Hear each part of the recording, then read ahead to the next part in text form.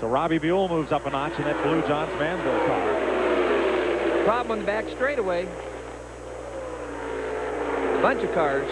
Back straightaway. And wheels flying. Number 21, Roberto Guerrero. And 77, Stefan Gregoire. Remember last year here when Guerrero touched wheels with another car and tumbled down the back straightaway. Eddie Cheever. The Indy winner against the inside wall in the back straightaway. And heavy damage to the left front of Cheever's car, as you see from the onboard camera. We've got a car upside down there. And one driver climbing out. There's Guerrero's car pinned in behind the upside down machine. I think that's Roberto climbing out.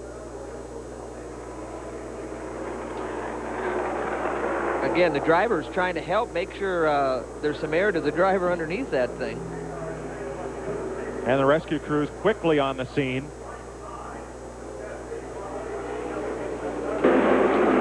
Again, big traffic. The black car gets right in the back of Stefan Gregoire. That's Donnie Beechler.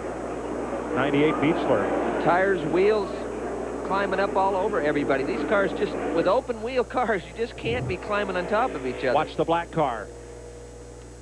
Again, he's got a head of speed. He gets right into the back of Stefan Gregoire, the blue car, spins him around, drives over a wheel, and gets him upside down. Tom, I think something happened in front of them. There, everybody is out of the car and okay. Well, that's Beechler there in the white. And his car was upside down. And he sort of dusted himself off. Tom, I think what we're going to see, when you see Beechler run into Gregoire, watch the brake discs on Gregoire and Cheever's car. They're glowing red. They're on the brake for something ahead of them. Look at the brake on Cheever. And Gregoire. Yeah, they've obviously either backing out of it and Beechler didn't see him. Beechler just couldn't react quickly enough. Not nearly as quick. Yep. Something happened in front of them. Exactly right, Mike. The two cars, you can see the orange cars right in front of them. They've slowed down dramatically. Raul Boisel involved also in a grinding crash on the back straightaway that sent Donnie Beechler upside down. Well, there's Beech right there. He's dusted himself off. He's got his helmet off. It'd be interesting to look at the helmet. If we get a shot of that helmet, see how bad he scuffed that baby up.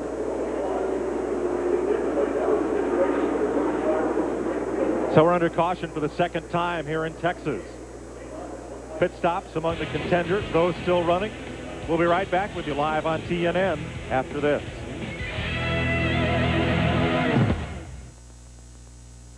At least 5 cars, make that 6 cars involved in the second incident of the day. That's J.J. Yaley's, number 44, with the nose torn off. Let's ride with Greg Ray through this second incident. Well, you can see him slowing down in front of him. He's just trying to dodge parts and pieces, and he got through clean, no damage.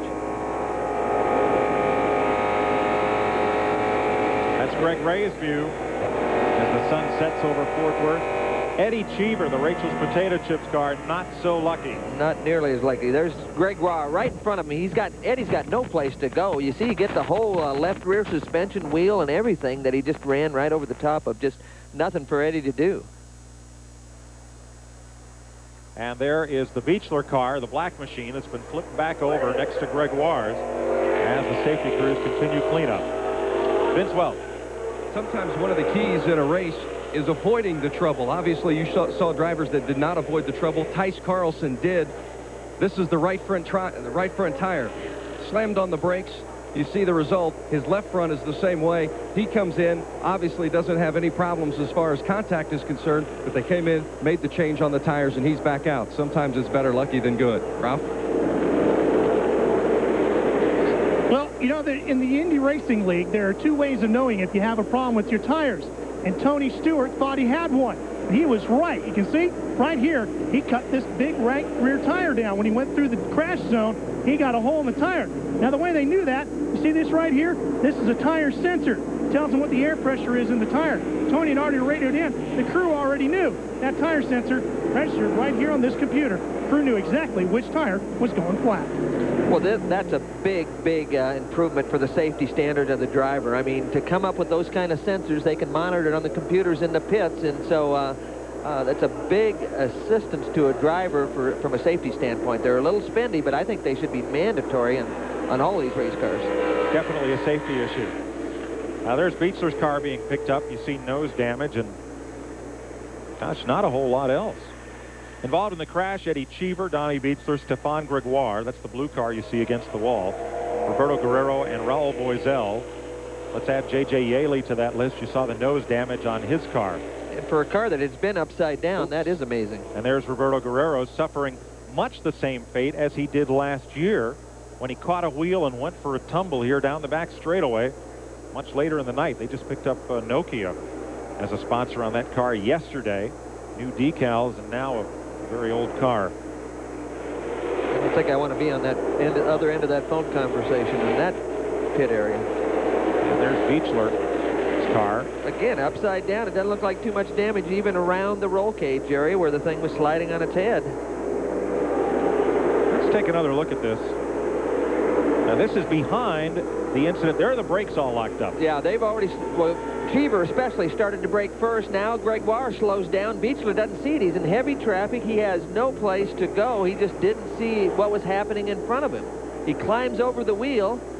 The thing now gets upside down the back straightaway. I'll guarantee you Donnie's got the brakes on, but one thing I know for sure, the brakes don't do you much good when the car's upside down. Eddie Cheever climbs up onto the pit box because he still has a car in this race. Robbie Unser is driving his second car. Now, what happened in front of them may have been Raul Boisel, because that's the other car, along with J.J. Yaley, that were involved in this incident, sustained damage, but we did not see them in the replay. Now, there is the rest of Donnie Beechler's car. You can see how that carbon fiber monocoque is all intact, and the chassis, pretty much fly-away parts to dissipate energy. Well, it shredded all the right side off the car, so even though it was on its head, it sheared the right side completely off. It did its job. We'll be back to Texas after this.